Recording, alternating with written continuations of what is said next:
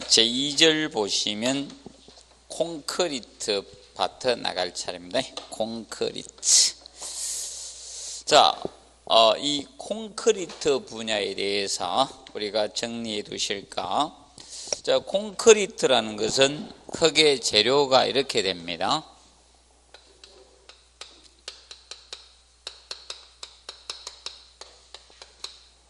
콘크리트는 가장 기본적인 것이 이 결합제인 시멘트가 있죠. 이 시멘트.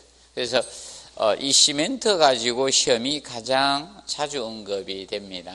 이 시멘트. 시멘트가 있고, 시멘트하고 화학 반응을 일으킨 물이 있고요. 그리고 이 골재가 있습니다. 골재. 골재는 나누게 되면 모래, 장골재인 모래하고 이 자갈을 골재라고 합니다. 그리고 콘크리트의 성질 개선을 위해서 좀 시공성을 좋게 하기 위해서 이 혼화 재료를 쓰고 있습니다. 혼화 재료. 우리도 밥하고 반찬만 먹고 못 사니까 어떻게? 공부하시다가 그러면 밑에 가서 어떻게? 한 잔 끄고 가시죠? 이거잖아요. 혼화 재료. 조금 심하신 분들은 뭡니까? 마약 같은 약품 먹고 맞죠? 그래서 이 혼화 재료입니다. 자, 그래서 이렇게 나누어집니다. 그러면 이 시멘트 있죠? 시멘트가 바로 결합제죠. 얘가. 결합제의 대표적으로 시멘트가 사용되죠. 이런 골재를 갖다 결합을 하는 재료로서 시멘트가 보통 사용이 되고 있습니다. 시멘트. 그리고 그런데 이 시멘트 있죠? 이 시멘트는 가루잖아요. 가루. 그 밀가루 같은 이런 가루들은 보통 무엇으로 나타내는가 하면 보통 입자를 분말도가 좋다 나쁘다 이렇게 이야기합니다. 그래서 나중에 시멘트는 결합제로서 이 분말도로 나타납니다. 그럼 분말도가 크다 좋다는 것은 무엇인가? 입자가 곱다는 겁니다. 분말도가 크다 높다는 것은 입자가 어떻게? 매우 곱다는 겁니다. 자, 그래서 그 측면을 두시고, 근데 분말도가 크게 되면 저것이 이제 반응이 경화가 빠릅니다. 분말도가 크게 되면 자, 이 경화가 빠릅니다. 경화가 빠르게 됩니다. 경화가 빠르게 경화라는 것은 굳어지면서 강도가 생기는 것을 경화라고 합니다.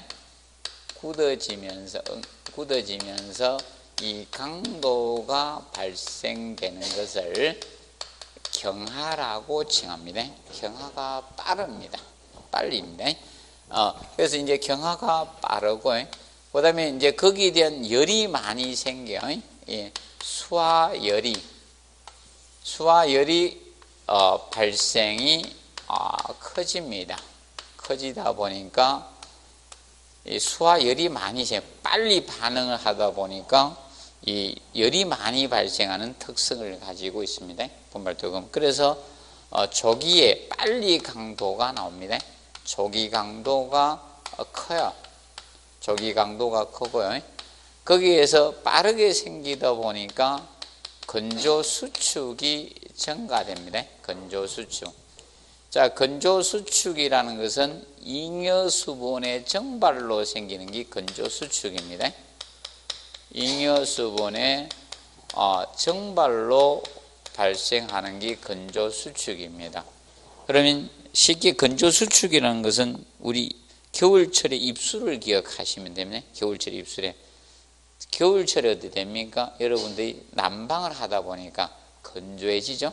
그래서 입술에서 수분이 증발되면서 수축하는, 건조하면 수축합니다. 그래서 입술이 절대 침 바르면 안 돼요. 침 바르면 균열 갑니다. 그래서 건조 수축이 증가되다 보니까 균열 발생이 많아집니다. 균열이 많이 생기는 특성을 가집니다. 그리고 분말도가 되면 시공은 용이해집니다. 시공 연도는 좋아집니다. 시공 연도가 좋아지는 특성을 가집니다. 자, 그러면 이때 이 시멘트하고 이 두 가지 이 물하고 시멘트하고 물하고 반응을 일으킵니다. 두 가지가 이 수화 반응 또는 수화 작용이라고 합니다. 수화 반응 내지 작용 이렇게 치면 돼. 물하고의 화학 반응인 이것이 수화 반응이 발생해요.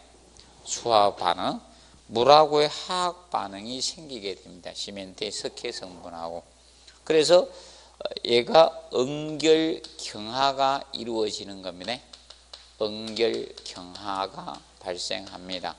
그러면 그래서 아까 경화에 대해서는 설명됐죠. 경화라는 것은 굳어지면서 강도가 생기는, 딱딱해지는 것이 바로 무엇이다? 경화고. 그러면 응결은 요거는 1시간에서 보통 10시간 사이에 1시간에서 10시간 사이에 발생하는 겁니다. 1시간에서 10시간 사이에서 그 응결해. 그래서 이제 초기 작용이라 보면 돼. 자, 그러면 콘크리트가 시멘트 모래 이제 이 자갈을 배합해서 물로 비볐을 겁니까? 비볐을 때 그러면 유동적인 상태잖아. 맞죠? 형상을 갖추지 못하니까 그 부집 형틀을 설치해서 그다 공구에 부어 넣었을 때 초기에 겨우 형상을 갖추기 위해서, 여러분들 저거하고 같습니다. 우리 두부도 초반에 있죠? 초반에 간수 넣어가 이렇게 굳잖아요? 굳어가지고 나중에 딱딱하게 만들기 위해서는 바로 딱딱해지는 건 아니죠? 위에다가 딱 틀에 넣고 있죠? 묵은 돌 같은 걸로 있죠? 꽉 눌러가야 하죠? 두부 만드는 거 안 보셨습니까? 그거 보면 일정 시간이 지나야 되죠? 그거 같이 이건 초기입니다. 초기에 겨우 형상을 갖추도록 엉키는 작용이 응결입니다. 초기고. 그럼 그 이유를 뭐라고 한다? 경화라고 합니다. 그 이유를 경화. 이 이유가 경화입니다. 응결 이후에 생기는 게 경화예요. 응결 경화라고 칭합니다. 그럼 여러분들 반응, 이때 이 수화 반응이죠. 이 수화 반응에 여기 수화 반응의 작용에 동반되는 열이 수화열입니다. 수화열. 그래서 콘크리트 위에서 잡으면 따뜻해요. 날씨가 싸늘한데 잘 때는 없다 그러면 콘크리트 탓을 한 데가 잘 봐둬놨다가 밤에 몰래 가서 주무시면 돼요. 따뜻해 열 생깁니다. 바로 자면 안 되겠죠? 비누로 깔고 맞아. 이렇게 아이고 주무시면 따뜻합니다. 수화열이. 그래서 이제 수화열 때문에 뭐가 된다? 이뇨수분이 증발되면서 건조 수축이 생기는 거예요. 그럼으로써 관리 잘못하면 균열이 생기는 겁니다. 크랙이 발생합니다. 그래서 정리를 해 두시기 바랍니다. 기본적으로. 작년에 그 시험 나왔습니다. 또 낼 수도 있어요. 한 지문 또 딸 수 있어요. 자, 그래서 간략히 알아두시기 바랍니다. 그래서 시멘트. 자, 그래서 시멘트가 바로 결합제가 됩니다. 그래서 이제 거기 보면 1번에 포틀랜드 시멘트 해가 나오죠. 이 포틀랜드 시멘트라고 사용하게 된 건 1824년에 영국의 이 조세프 압딘이라는 인간이 이 시멘트를 만들어가지고 특허를 냈습니다. 그래서 시멘트라고 우리가 쓰고 있는 거예요, 지금 현재.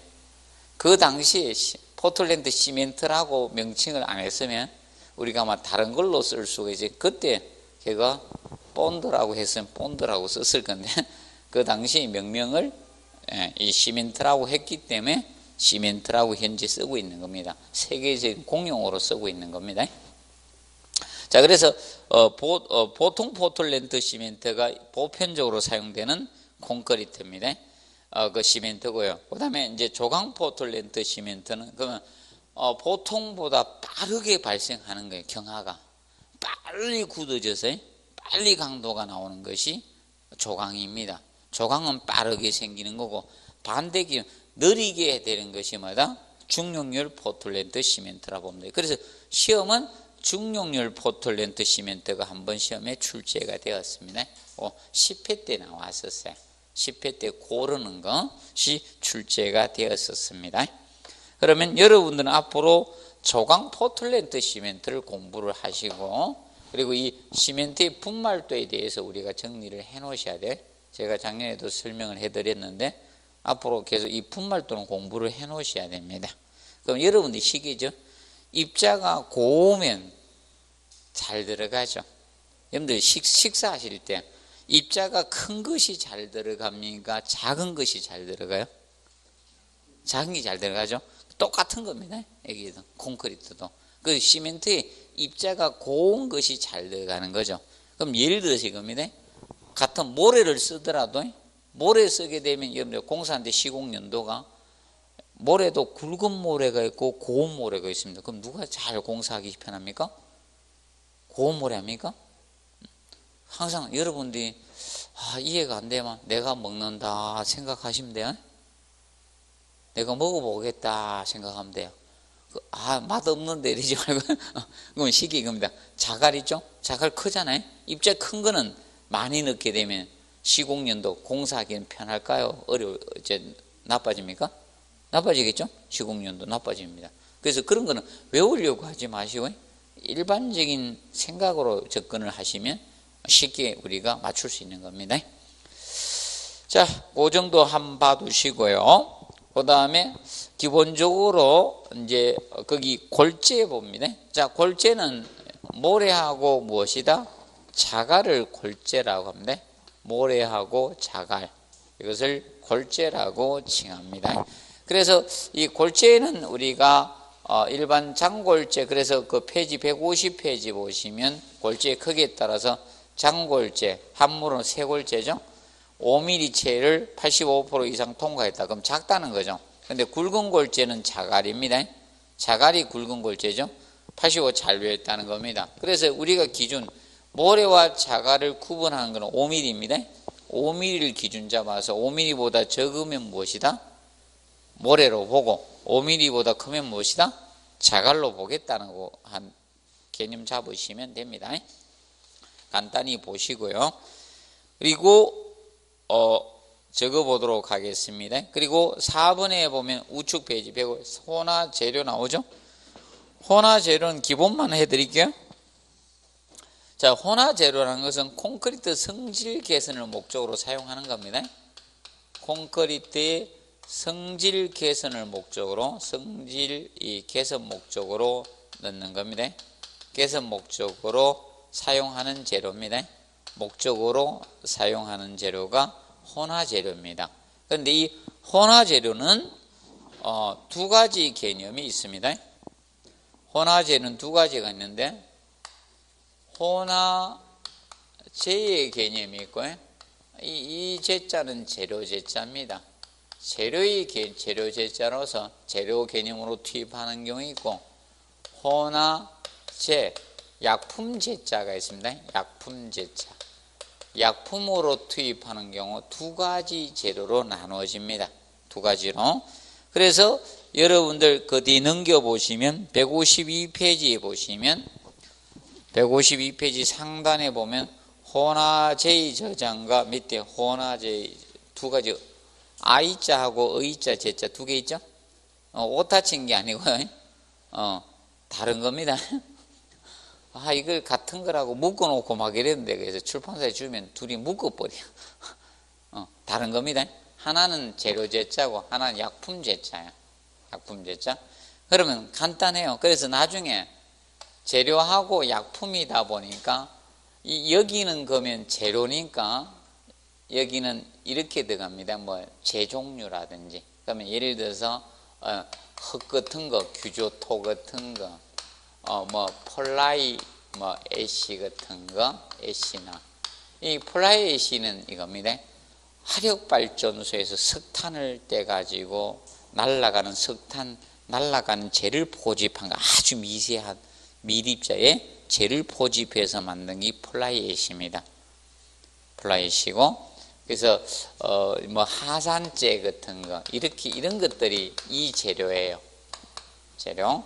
그래서 보는데, 그러면 여기 이겁니다. 이 혼화재는 항상 이 제자가 붙습니다. 약품이기 때문에. 그래서 뭐 이렇게 A제라든지 A제 이렇게 붙어요. 시계. 이 제자가 다 붙습니다. 뭐 유동하제, 감수제사 전부 다 이 제자가 다 붙어요. 신경 쓸 필요 전혀 없습니다. 그러면 이 혼화제는 약품 제자는 이 제자가 다 붙어야 돼요. 그래서 외울 필요는 없는 겁니다. 자, 그러면 이것들은 전부 다 어떤 역할을 하는가 하면 기본적으로 이거죠. 아주 미립자들이잖아. 입자가 얘들은 아주 미립자거든. 작은 것들이거든. 작은 것들을 넣으면 공사하기는 용이해질까요? 어려워질까요? 용이해질 수밖에 없죠. 그럼 시공 좋게 하기 위해서 넣어주는 재료들이다 이렇게 보시면 돼요. 그럼 뭐 A제 같은 경우는 미세한 기포를 생겨서 이 공기연행제라고도 하거든. 공기연행제. 미세 기포를 발생하는 거다 보면 돼. 미세 기포. 이걸 공급이면서 약품을 투입한 미세 기포가 발생하는 거예요. 그러면 공기가 기포가 볼 베어링 작용해 주거든. 사실 이거죠. 고체하고 부딪히면 있잖아요. 마찰이 생기잖아. 맞죠? 그 중간에 뭐다? 에어가 있으면 있죠? 마찰이 더 적잖아요. 이 베어링 역할을 해주거든. 그렇게 잘 들어가게 해준다는 겁니다. 그런 역할을 하는 재료들이 됩니다. 그래서 일단은 개념 정도만 기억하시고 막 외우려 하지 마세요. 안 외워도 돼. 그러면 이거는 뭐다? 이게 꼭 붙는다. 약품 제자가. 근데 이거 구분해낼 분은 잘 없어요. 내가 보기에. 지금까지도 없었고 앞으로도 없을 것 같아요. 느낌이. 그래서 이런 것들은 콘크리트 성질 개선하기 위해서 그러면 예를 들어서 쉽게 겁니다. 공사 편안하게 하기 위해서 하는 거예요. 잘 되게 하기 위해서 잡아 넣어주는 거예요. 그런데 약은 약 좋다고 남발하면 안 된다고 선전하죠. 약 좋다고 약발에 의존하면 안 되죠. 약 먹는 사람들이 거의 대부분 조금 있으면 또 다시 약을 요구하죠. 예, 한약 먹고 견디는 사람도 있죠. 조금 한약 안 먹으면 또 어떻게 됩니까? 약발 떨어져가지고. 우리 집에 세 여자들이 그래. 약발이 떨어지면 또 감기 들리고 막 이래. 나는 약 안 먹는데도 감기 안 걸리는데. 자, 기억을 해 두시고. 자, 그 다음에 152페이지 이제 거기 콘크리트 배합 개념 나오죠. 배합에서는 몇 가지만 보도록 하겠습니다. 중요한 거. 4번에 보시면 뭡니까? 물, 시멘트, 비가 나오죠. 4번에 물, 시멘트, 비. 물, 시멘트, 비의 개념. 비는 비율 아닙니까? 자, 그래서 그 시계 보시면 이렇게 나오죠. 시멘트의 중량에 대한 시멘트의 중량을 분모에 두는 거예요. 분모에 두고 물의 중량을 분자에 둔 거예요. 이걸 백분율한 것이 물 시멘트 비예요. 그래서 워터빗이 그래서 워터에 대한 시멘트 이렇게 나왔는데 그러면 시멘트의 중량이 물의 중량비니까 물 시멘트 비가 커진다는 것은 뭐다? 물의 사용량이 많다는 거예요. 쉽게. 그러면 물을 많이 넣어주면 어떻게 됩니까? 공사하기는 편해집니까? 어려워집니까? 편해지죠. 그래서 여러분이 진밥을 먹는 걸 좋아하시는 분들은 나 열심히 안 쉬겠다 이거 아닙니까? 잘 넘기기 위해서 그런 거 아닙니까? 된밥 먹는 분들은 어떻게 됩니까? 하여튼 이래저래 하여튼 밥맛이 좋아. 하여튼 밥을 엄청 먹는 사람들 맞죠? 된밥 먹을 정도 되는 사람들은 식욕이 왕성합니다. 맞죠? 그래 보시면 되죠. 그래서 물 시멘트비가 커진다는 것은 물을 많이 넣어주는 겁니다. 그러면 공사하기는 편해지겠죠? 시공 연도는 좋아지는 거야. 근데 물을 많이 때려 넣으면 뭐가 많이 생길 것 같아요? 아까 잉여수분의 정발로 발생하는 게 무엇이라 했습니까? 건조수축이라 했죠. 나중에 균열이 많이 생겨요. 물을 많이 넣으면요. 그래서 여러분들 한번 실험을 겨울에 한번 딱 해보면 돼요. 입술에다가 침 발라봐요. 균열 생기는지 안 생기는지. 그래서 여성분들이 안 생기는 이유는 여기에 바르잖아요. 그래서 남성분들도 안 터지려고 하면 여기에 발라주시면 돼요. 리크린 같은 거. 그리고 절대 이 입술에다 침을 바르는 습관이 있으면 안 됩니다. 그래서 겨울 되면 제가 한 번씩 실험한다고 하다가 내가 한번 터지는 경향이 좀 있는데 될 수 있으면 지금 안 바르려고 노력합니다. 자, 보시면 되고, 이게 물시멘트비입니다. 그러면 나중에 물시멘트비가 커진다는 것은 물의 사용량이 많아지는 거다. 시멘트 사용 중량이 변하는 것이 아니라는 겁니다. 시멘트 중량이 분모니까. 그걸 항상 명심을 좀 해두시면 됩니다. 자, 그런데 거기 보시면 거기 물시멘트비 보면 그 3번 밑에 보면 시멘트의 종류 해가지고 우측에 물결합제비라고 나오죠. 맞죠? 자, 물결합제비는 이겁니다. 물결합제비는 이 밑에를 결합제의 중량입니다. 결합제의 중량에 대한 물의 중량비입니다. 물의 중량비. 자, 결합제가 꼭 반드시 시멘트만은 아니라는 거예요. 시멘트도 있을 수 있고 뭐 석회나 있죠. 다른 다른 재료가 있을 수도 있어요. 첨가할 수 있어요. 조금 다른 것을 첨가할 수 있기 때문에. 그러면 이 결합제는 이 골재를 결합시켜 주는 재료를 총칭해서 결합제라고 하는 거예요. 그 중에 거의 대표적으로 쓰이는 게 뭐다? 시멘트가 가장 많이 사용하는 거고요. 시멘트만이 들어가는 건 아니고 다른 재료가 더 첨가될 수도 있습니다. 콘크리트 비빌 때. 그러면 그 결합제 전체에 대한 중량에 대한 물의 중량비를 물결합제비라고 합니다. 그러면 보통 콘크리트 칠 때는 거의 다 무엇이다? 바로 시멘트가 결합제가 되지만 보통 특수 콘크리트 지거나 이럴 때 다른 재료를 첨가하는 경우도 있어요. 결합제를. 그 결합제 전체의 중량에 대한 물의 중량비가 물결합제비입니다. 뭐 얘나 거의 비슷한데 이거는 시멘트만 따진 거고요. 시멘트 외에 추가되는 결합제가 들어갈 수 있거든요. 그것까지 합쳐서 할 때는 뭐다? 물결합제비라고 칭합니다. 간단히 알아두시고, 그리고 이제 슬럼프 시험이 나오죠. 이 슬럼프 시험이라는 것은 자, 여러분들이 잠깐 넘겨 보십시오. 154페이지. 거기 용어 정리 시공연도하고 그 밑에 워커빌리티 미치요인에 나오죠. 시공연도 워커빌리티가 나옵니다. 시공연도 워커빌리티. 자, 그래서 이 시공연도 이 워커빌리티의 개념, 워커빌리티는 일반적으로 거기 이렇게 해놨죠. 강도가 크고 내구성 있는 완전한 콘크리트 제작을 쓰는 물건 정도, 바로 시공의 용이성. 자, 그래서 이 워커빌리티는 자, 작업하기, 시공하기 얼마나 용이한 반죽 질경의 콘크리트 반죽이 얼마나 시공하기 용이하냐, 이걸 나타내는 것이 바로 워커빌리티 시공연도입니다. 시공의 용이성, 작업의 용이성을 갖는 콘크리트의 물건 정도죠. 콘크리트의 이 물건 정도를 나타낸 거예요. 용이성을 나타내는, 다 써줘야 되겠다. 나타내는 콘크리트의 물건 정도입니다. 정도를 시공연도 워커빌리티라고 합니다. 워커빌리티. 자, 그러면 시멘트 모래 자갈을 배합해서 물로 반죽해 놨기 때문에 이 콘크리트는 유동성이 있다는 거죠. 움직인다는 거예요.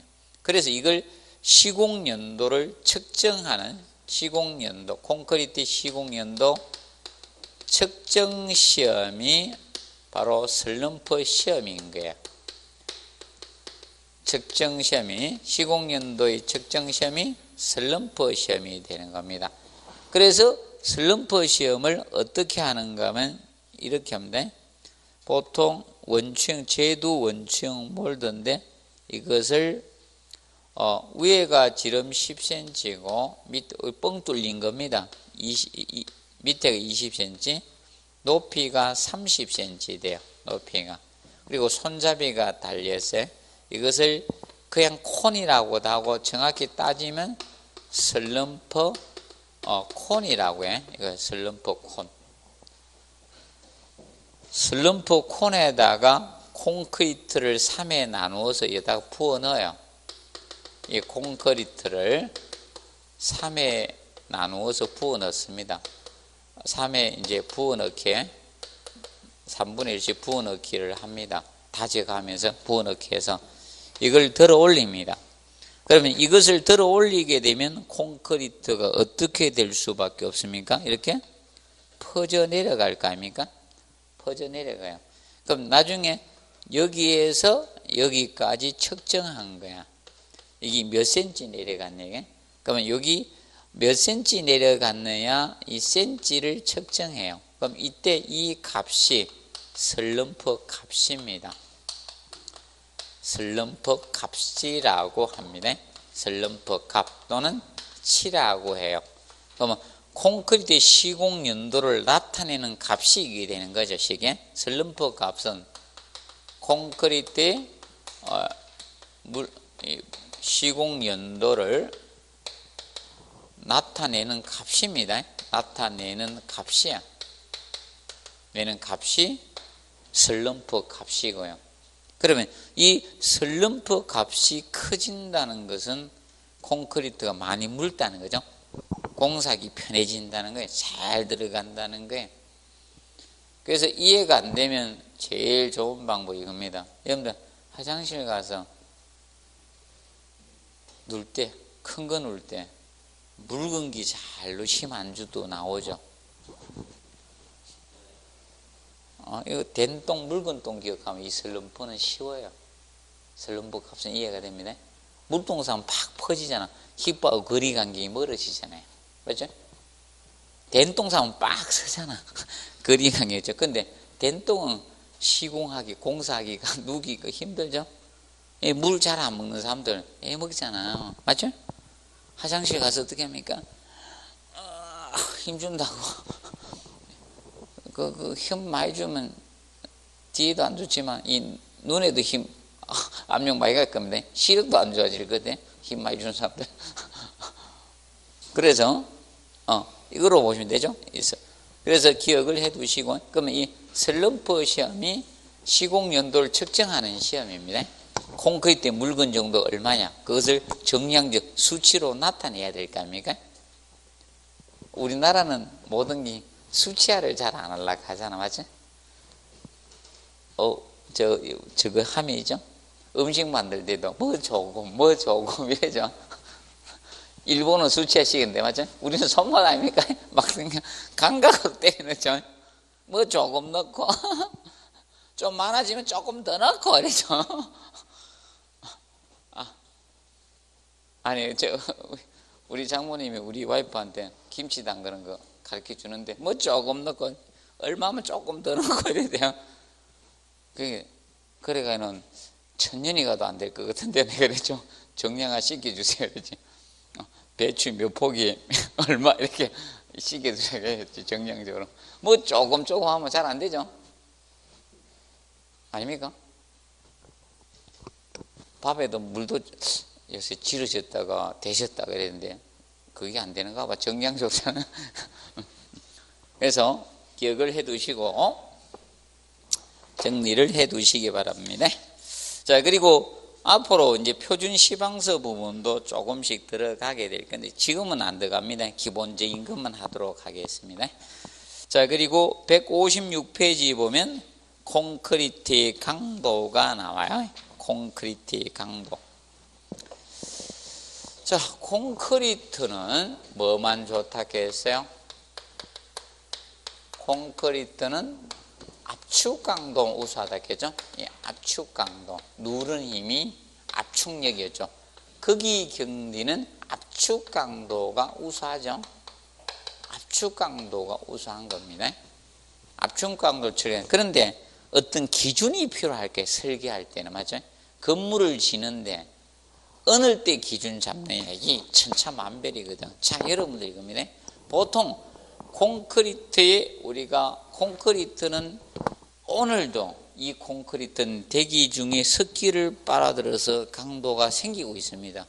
건물 지은 지 오래돼도요. 한 대략 한 60년에서 100년 사이만큼 경화가 생겨요.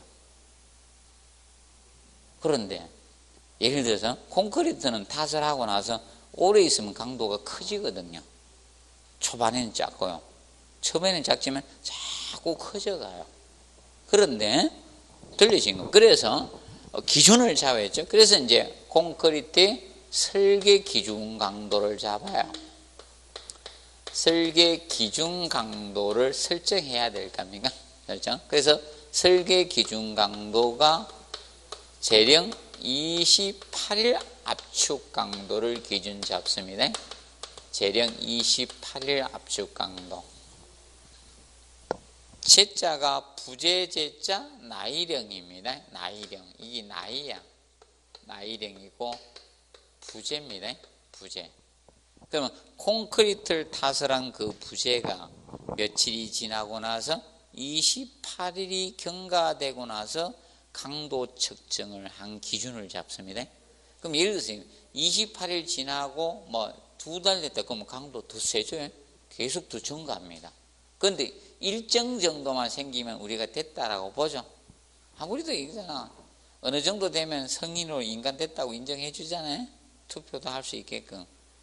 근데 저 아직도 나이 들어도 애인 사람 간혹 가다 있죠. 저기 언제 인간이 되려나 이러죠. 그거죠. 그래서 틀려지는 겁니다. 그래서 기준을 잡자 이게. 그래서 재령 며칠? 28일 기준 잡은 거예요. 콘크리트 탓을 하고 며칠이 경과돼서 강도를 측정한다. 28일 때 강도 측정한 것을 설계 기준 강도로 잡겠다 이겁니다.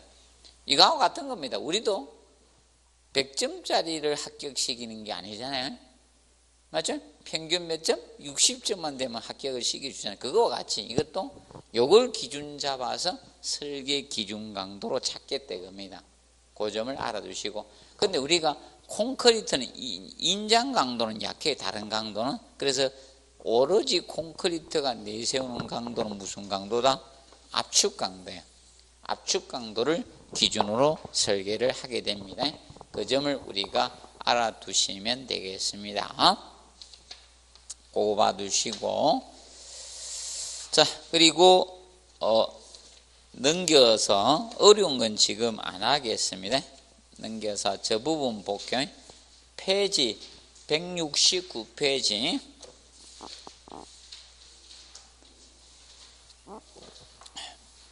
169페이지 보시면 콘크리트의 성질 부분이 나옵니다. 콘크리트의 성질. 자, 콘크리트의 성질적인 측면에서 제일 먼저 보시면 블리딩 나오죠? 블리딩. 자, 블리딩이란 것은 우리나라 말로는 수분 상승 현상이라고 보시면 돼요.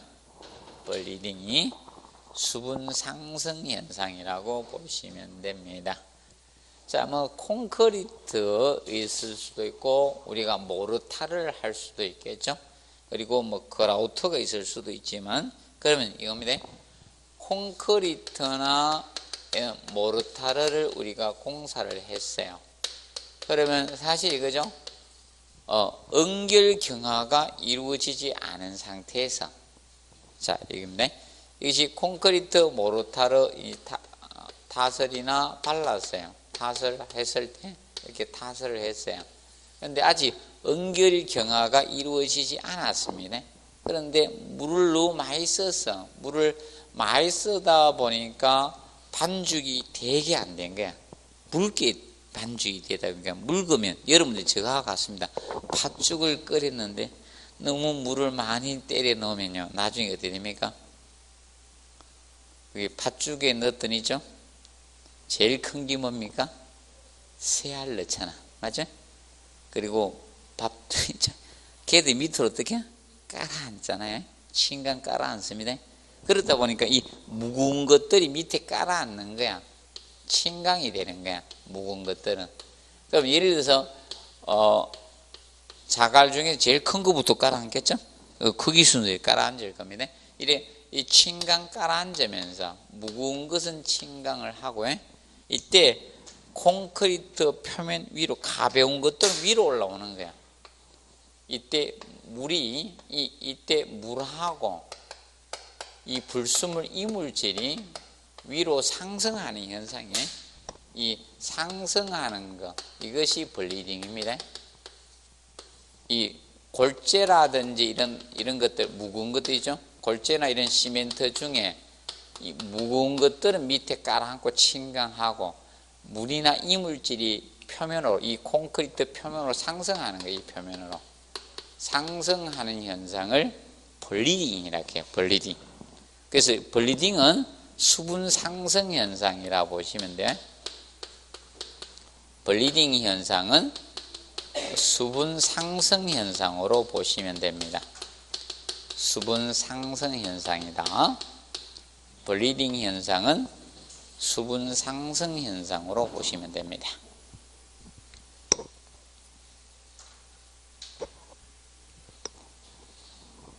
블리딩은 수분 상승 현상입니다.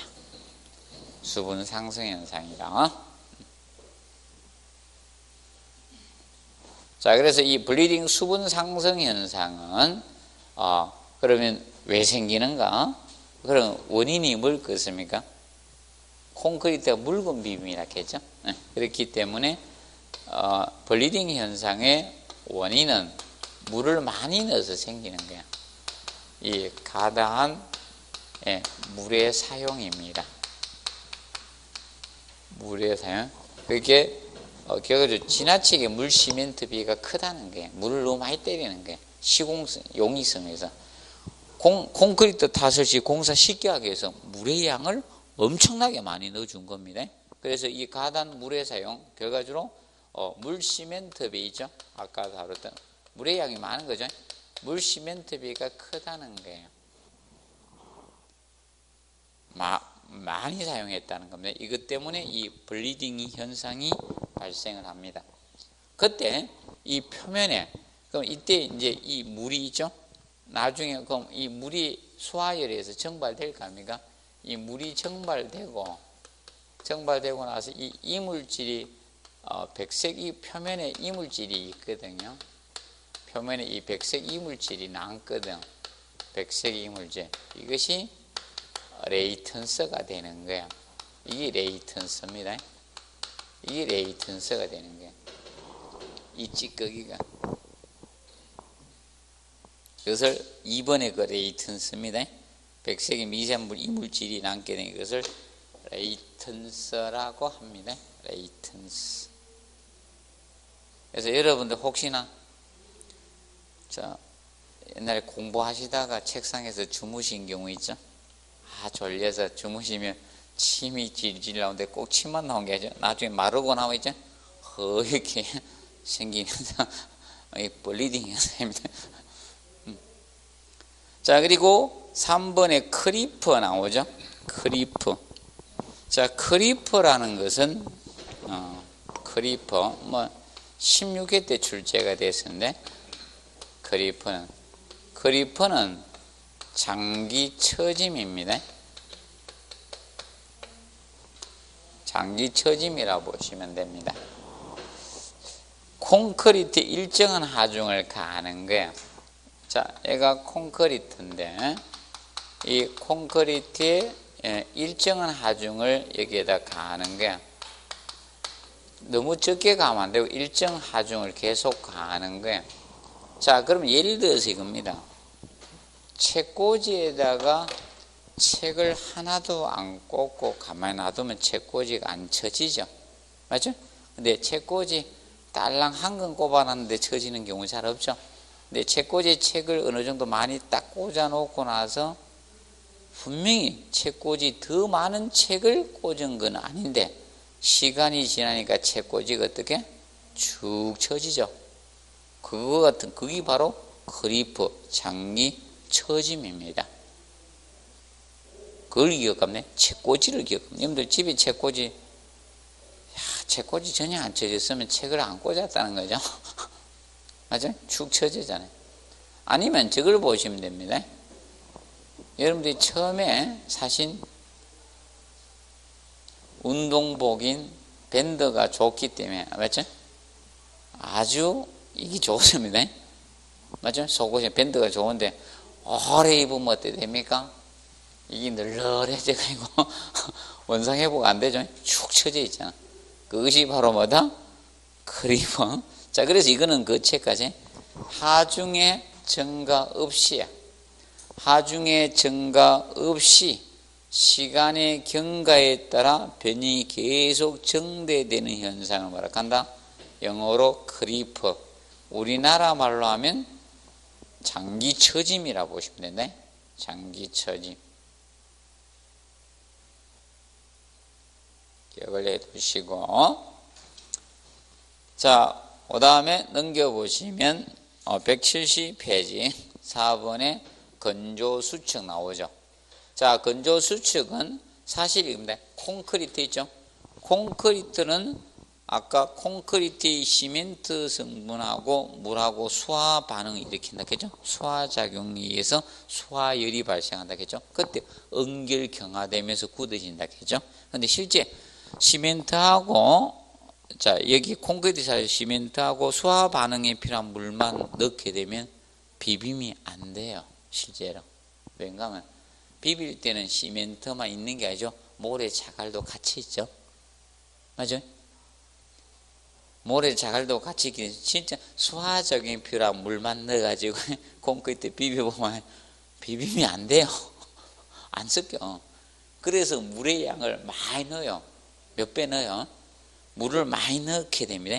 물을 투하하는데 그러면 수화작용이 필요하지 아니한 물은 어떻게 증발될 수밖에 없을 겁니까? 열에 의해서. 그래서 아까 했죠. 잉여 수분의 증발에 의해서 생기는 게 뭐다? 건조 수축이에요. 건조 수축. 그래서 항상 그래서 그랬죠. 실제 사용된 수량이 수화작용이 필요한 양보다 많으므로 잉여 수분의 증발로 일어난 게 건조 수축이다. 그래서 겨울철 입술이 건조 수축에서 균열이 생기는 거예요. 겨울철에 입술을 기억하면 돼. 난방을 하니까 건조하잖아요. 입술에서 수분이 뭐 하면서 증발되면서 생기는 거야. 자, 그런데 예를 들어서 그냥 볼따구가 균열은 안 가잖아요. 입술에는 자꾸 침을 맞히니까 수분이 증발되죠. 아니, 볼따구에서 막 수분 증발되고 그런 건 없잖아요. 그래서 볼따구는 균열 안 가지만 입술은 균열 가는 이유가 그겁니다. 잉여수분 증발. 자, 그럼 간단합니다. 여러분들 어려워하지 말고 건조수축은 결과적으로 뭐 때문에 건조수축이 많이 생기는 거다? 물의 사용량이 많을 때 건조수축이 커집니까? 물의 사용량이 적을 때 생길까요? 물의 사용량이 많을 때잖아요. 그걸 기억을 하시면 되는 거예요. 아, 그리고 제가 하나만 미리 가르쳐 드리겠습니다. 자, 이겁니다. 자, 이 콘크리트 재료 중에 재료 입자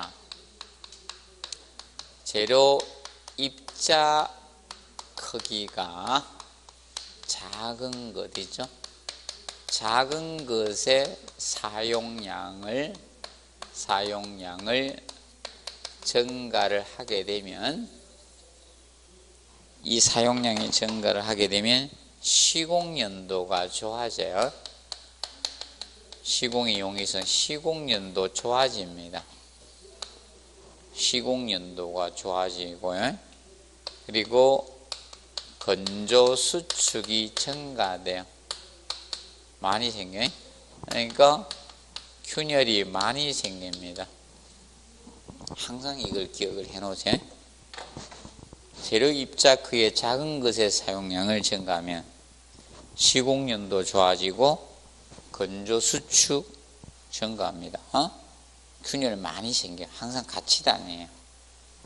그럼 물을 많이 넣게 되면 공사는 편하다는 거예요. 근데 뭐도 따라서 많이 생긴다? 균열도 많이 생깁니다. 건조수도 커지고. 그래서 여러분이 직접 실험해 봐도 돼요.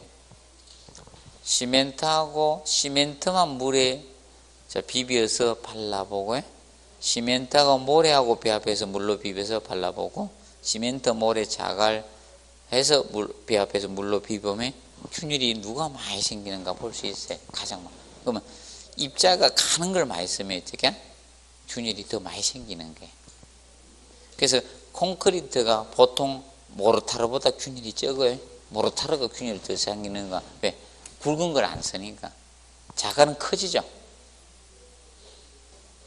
그럼 입자가 큰 걸 쓰면요, 시공연도는 나빠져요. 근데 시공연 반대로 되는 거예요. 입자 그 큰 걸 사용하면 반대로 되는 거예요. 그래서 입자가 작은 걸 쓰면 요렇게 같이 다닙니다. 자, 그래서 아까 저거죠. 예를 들어서 아까 시멘트의 분말도가 큰 걸 쓰게 되면, 아까 시멘트의 분말도가 크다는 것은 뭐라 했습니까? 시멘트 입자가 곱다 했죠. 맞죠? 아주 미세하다는 거예요. 분말도가 크다는 것은. 그 가루들은 보통 분말도로 나타내거든. 밀가루 이런 것도 분말도고 굉장히 입자 곱게 하잖아요. 맞죠? 항상 기억하세요.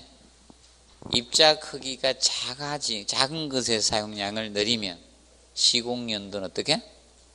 좋아집니다. 근데 작년에 시험 치는 사람 잘 몰라가요. 오류 나가요. 복수 정답 됐습니다. 제가 바로 이 신청 바로 올려줬는데 근데 자기네들 좋은 심사위원인데 해설할 때는 자기 답에다 맞춰주고 바로 내가 저거 써줬습니다. 수급하는데 답이 2개야. 그래요. 그래서 바로 틀리다고 까면 그럴 것 같아가지고 답이 바로 2개 드러나는 걸 그려냈어. 기억을 해 두시고, 그 다음 기준 좀 정리해 놓으십시오. 그 다음에 넘겨서 페이지 173페이지 173페이지 철근이 나오죠. 기본 상식 먼저 갖추겠습니다. 철근하고 철선하고는, 그래서 철근은 지름이 6mm 이상부터 우리가 철근이라고 합니다. 6mm 이상. 철근은 6mm 이상입니다. 이것을 철근이라고 해요. 제가 자갈하고 모래도 구분했으니까 철근하고 뭐다? 여러분들은 철선이라고 했는데 철사 이러는 분들 많죠? 맞지? 그래서 철선, 그러면 이거보다 적으면 철선인 거야. 이거보다 적으면 철선이고, 6mm보다 크면 무엇이다? 철근. 이렇게 되는 거예요. 그래서 여러분이 그죠? 어떤 것은 뼈락하고 어떤 것은 가시라고 하잖아요. 맞죠? 생선은 거의 뭐라고 많이 합니까? 고등어 이런 거 보고, 야, 니 뼈대가 굴테리 안 하죠? 꽁치 보고, 야, 뼈 씹었네, 이런 거 안 하죠? 그거 같은 거야. 가시하고 뼈하고 있고, 이제, 뼈 중에서 이제, 그거면 이제, 사골끓인다. 골자 많이 넣고, 뼈골자. 그래서 이제, 이 철선하고 철근 이렇게 표현합니다. 그런데, 여러분들, 거기 1번에 2번에 원형철근하고 2번에 무슨 철근? 이형철근 있죠. 차이점, 원형철근, 라운드 스틸바 써서 원형철근은 지금은 안 써요. 원형철근. 원형철근은 그냥 반듯한 거예요. 봉강이야. 꽉 찬 거. 이게 맨뜻한 거야. 표면이. 맨뜻하면 여러분들 옛날에 저거 생각하시면 됩니다. 그게 뭐죠? 이렇게 세워놓고 봉 세워놓고 막 올라가는 거 있잖아요. 쇠 봉 세워놓고 학교에 국민학교 이런 데 가보시면 이제 철봉은 매달리고 이거 하는 거 철봉이고. 근데 중간에 보면 이렇게 해놓고 여기에다 가는 봉 세워가지고 막 올라가는 거 있죠. 이거 맨 듯하잖아요. 맞지? 잘 안 올라가지잖아요. 땀나는 사람 절대 못 올라가잖아. 맞지? 손하고 발에 땀나면 맞잖아요. 제가 막 손, 발에 땀이 많이 나요. 이게 못 올라가. 흥문제도 안 올라가. 죽으니까. 여기 죽어도 못 올라가겠더라고요. 그같이 원형철근하고, 그럼 이형철근은, 이거는 라운드슬 동그란 거고, 이형철근은 입니다. 여기에 이제 표면을 갖다가, 그러니까 여기에 리버가 이렇게 있는 거죠. 옆에 툭 튀어나왔어, 이렇게. 툭 튀어나오고, 그 다음에 여기 보면 마디가 이렇게 있죠. 이렇게. 이런 식으로 해서 이 바디가 이렇게 있잖아요. 이런 거 철근 보셨을 거면, 이상하다. 이렇게 오돌토돌하게 되어 있는 거죠. 그래서 보통 이형철근은 이런 리브하고 마디가 설계된 거야. 마디가 있어. 그럼 당연히 누가 부착이 좋겠어요? 부착력이 좋겠어요? 이형철근이 좋잖아요. 그래서 현재 이형철근을 쓰고 있는 겁니다. 현재 우리가.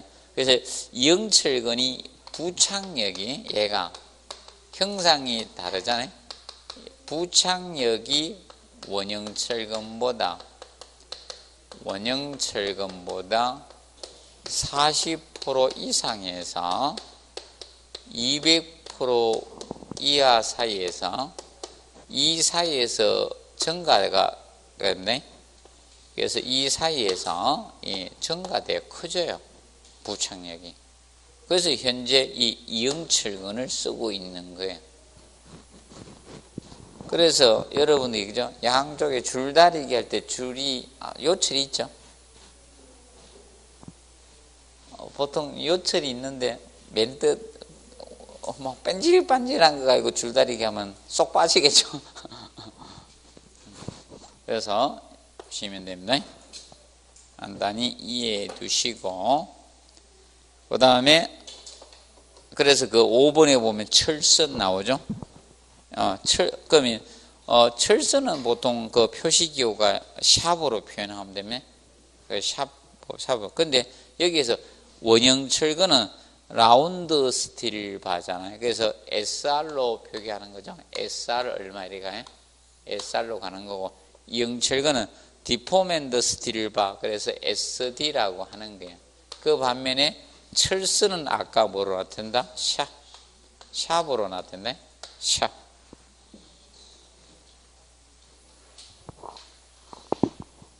그런데 원형철근은 SR 이렇게 표현하고, 이제 보통 도면에는 이렇게, 도면의 표시기호는 파이입니다. 파이 얼마 이렇게 표현합니다. 도면에는. 도면 표시기호. 도면은 이제 표시기호는 파이로 표현하고, 이형철근이죠. 이형철근은 우리가 D로 표현합니다. 얘는 D 얼마 이렇게 했네. 그래서 이거는 D 이렇게 씁니다. 그래서 예를 들어서 원형철근이죠. 원형철근이 예를 들어서 파이 뭐 12다 이렇게 표현하는데 지름 얼마다 이겁니다. 근데 이거는 이형철근 D 해놓고 뭐 13 이렇게 쓰는 거예요. D13이다, D16이다 이렇게 도면 표시기호가 이렇게 틀려집니다. 그럼 원형철근은 파이를 쓰고요. 그리고 이형철근은 D를 씁니다. 근데 만약에 HD를 썼다 이렇게 나타내서 HD 뭐 16이다 그러면 이거는 고장력 철근이 되겠네. 고장력, 그렇게 고장력. 그럼 인장력이 이거보다 힘을 더 많이 받는다 그죠? 고장력 철근을 이형철근은 HD라고 하이텐션 바이아 H를 쓰는 거예요. 그럼 보통 HD 하면 여러분들 저거 알고 있죠? 고해상도, 맞지? TV 고해상도 방송, 맞지? 그걸 많이 알고 있는데, 여기서 이제 하이텐션 바이. 그럼 일반 철근보다 인장력을 굉장히 많이 받는 철근이다. 이렇게 보시면 돼요. 그럼 여러분들 나중에 혹시나 주변에 한번 보실 때, 철근에 여기가 일단 보통 주변에 쓰는데 보면 여기에 고장력 이형철근 여기 항색 노란색 칠해진 걸 많이 볼 겁니다. 항색 붙습니다. 항색하고 청색하고 이제 하늘색 있죠. 요거 이거 항색하고 하늘색 있죠. 하늘색하고 검정색 칠해 놓은 거 있죠. 이런 것이 고장력 이형철근이에요. 그럼 그 중에서 누가 제일 강할 것 같아요? 제가 색깔 이야기해 준 것 중에서 항색하고 그다음에 하늘색하고 검정색 이제 누가 제일 강할 것 같아요? 사람 생각해 보면 되잖아. 사람도 누가 제일 강해요? 잘 때요, 체력적으로. 예, 똑같습니다. 철근도 제일 강도가 센 게 그겁니다. 근데 현장에서 못 봅니다. 그건 공사 잘 안 합니다. 그래서 현장에서 거의 쓰고 있는 게 항색짜리 좀 많이 쓰고 있어요. 노란색 칠해놨을 겁니다. 보면 그 녹슬지 말아 칠해놓은 거 아니에요, 끝에. 그 철근이 그 강도가 얼마야 그걸 나타내는 거야. 이제 항복 강도가 얼마야 그걸 나타내는 겁니다. 기억하시고 어떤 분들 거기 페인트 칠한 게 녹막이 페인트라고 하는 분들 많아요. 아닙니다. 그래서 쉽게 겁니다. 녹색을 칠해놓으면 일반 철근이에요. 녹색 가장 강도가 낮은 거 녹색 칠해놨습니다. 옛날에 한번 많이 보셨을 겁니다. 80년도 막 이럴 때 보면 녹색 칠해놓은 철근 많이 썼거든. 그때는 집질 때 공사장에 가면 한 번씩 보셨을 건데 철근 다발 갖다 놓고 옛날은 아이고 비가 오나 가만히 놔뒀죠. 철근이 물에 다 잠겨. 맞죠? 비 오면 원래 철근 비에 안 맞게 지정해야 되죠. 받침목 대가 위에 딱 놔야 되는데 그냥 길바닥에 척 놔둬가지고 막 사용해. 녹 다 써. 그럴 때 녹슨 철근이 좋은 철근이라고. 아이고 어떤 분이 철근을 좀 싸게 팔길래 자기가 샀대. 그래서 뭐가 좋아진다 하던데 그래대. 그 표면이 전부 다 붉게 돼 있더래. 그래가지고 그 녹슨 건데 이러니까 뭐가 좋다 하던데 이래대. 아마 부착력이 좋다 했을 겁니다. 까칠까칠해가지고. 그러니까 누구한테 팔았어. 녹슨 철근. 아유, 내 그때 그분 웃겨가지고 자기가 무슨 박사락 하는데 사기당한 줄도 모르고 다 내가 가보니까 엄청 녹슬어가지고 쓰지도 못하겠고. 세상에 사기 잘 당한 사람들 많죠. 저는 그 전화오가 다 끝인데 내 목소리 들으면 내가 외국인 목소리처럼 생겼는 거야? 몰라. 저한테는 전화 걸어가지고 한 번씩 와 그거 있지 않습니까? 그 뭐죠? 보이스피싱 와가 끊어 좀 듣다가 그 요새 저거 금융금 보이스피싱 많이 오잖아요. 맞죠? 나는 조금 이야기하다 끊어 지들이 다 끊는데 아니면 딱 또 그러는가 봐요. 목소리 딱 끊어. 우리 집에 내가 봤다 그럼 끊어. 그 보이스피싱 그거 많은 건데 내 휴대폰으로도 자주 오는데 몰라 나는 외국인처럼 아는가 보대. 근데 지하철에서 이거 어디로 가는 거 아닙니다. 저 방향에 가서 타라고 이렇게 했더니 한국 사람이에요.